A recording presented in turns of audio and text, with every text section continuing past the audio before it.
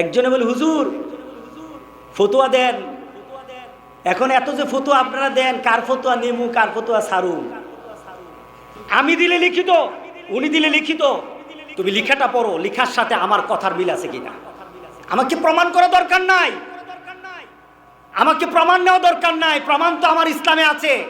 ইসলাম কোনো আবেগে চলে না, বংশ পরিচয় চলে না, ইসলাম কখনো কারোর নামে চলে না, ইসলাম কোনো বাপদাদার পরিচয় চলে না, ইসলাম দলিলে চলে, দলিলের নাম আল কোরআন আর আল হাদিস। কথা ঠিক আছে কিনা বলো? দলিল দাও, বলা যাবে না? দলিল দাও, তখন দেখা যাবে কোথায় আসো না আসো, ঝগড়া আর হবে না। আর ঝগড়া যারা করতে চায় তাদের কাছে দলিল নাই, এর জন্য ঝগড়া করতে চায়। মনে রেখে দিয়েন, এ কোরআন যতদিন পৃথিবীতে থাকবে, ইসলামের আলো ততদিন পৃথিবীতে আলোকিত করতে থাকবে, ঠিক না?